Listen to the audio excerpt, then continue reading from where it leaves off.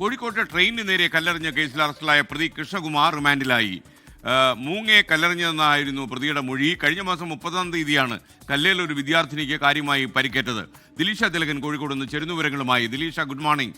എന്താണ് വിവരം? ഇയാൾ പ്രതി ഇപ്പോഴും മൂങ്ങയെ കല്ലെറിഞ്ഞു എന്ന് പറഞ്ഞ് കിടക്കാണോ?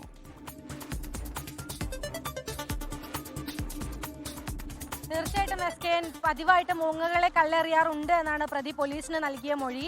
ഈ മാർച്ച് 30-ാം തീയതിയാണ് ഇത്തരത്തിൽ കണ്ണൂർ ആലപ്പുഴ എക്സിക്യൂട്ടീവ് എക്സ്പ്രസിന് നേരെ കല്ലേറുണ്ടാകുന്നത്. അതായത് കോഴിക്കോട് ഫറോക്ക് റെയിൽവേ സ്റ്റേഷനും കടലുണ്ടി റെയിൽവേ സ്റ്റേഷനും ഇടയിൽ വെച്ചിട്ടായിരുന്നു സംഭവം. കോഴിക്കോട് സ്വദേശിനിയായിട്ടുള്ള ഐശ്വര്യ രാമകൃഷ്ണന് കല്ലേറിൽ ഗുരുതരമായിട്ട് പരിക്കേറ്റു. ആലുവ UC കോളേജിലെ വിദ്യാർത്ഥിനിയാണ്. പരീക്ഷാ അവധിക്ക് നാട്ടിലേക്ക് വരികയായിരുന്നു. ഈ പെൺകുട്ടിക്ക് ഗുരുതരമായിട്ട് തന്നെ പരിക്കേറ്റു. മുഖത്താണ് പരിക്കേറ്റത്, താടിയെല്ലിന് പരിക്കേറ്റിട്ടുണ്ട്. അതുപോലെ തന്നെ കുട്ടിയുടെ പല്ലുകൾ പോയി. കുട്ടി ഇപ്പോഴും വിശ്രമത്തിലാണ്. ശരിക്കും ഭക്ഷണം കഴിക്കാൻ പോലും പറ്റുന്നില്ല എന്നാണ് നിലവിൽ നമുക്ക് കുട്ടിയുടെ മാതാപിതാക്കളിൽ നിന്നെല്ലാം ലഭിക്കുന്ന വിവരം.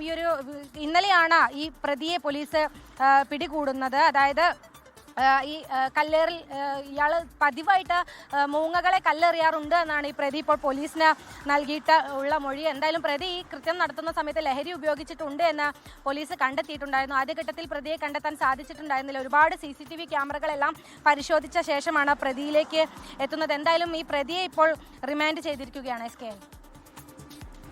താങ്ക് യു ദിലിഷ തിലകനാണ് വിവരങ്ങളുമായി ചേർന്നത്.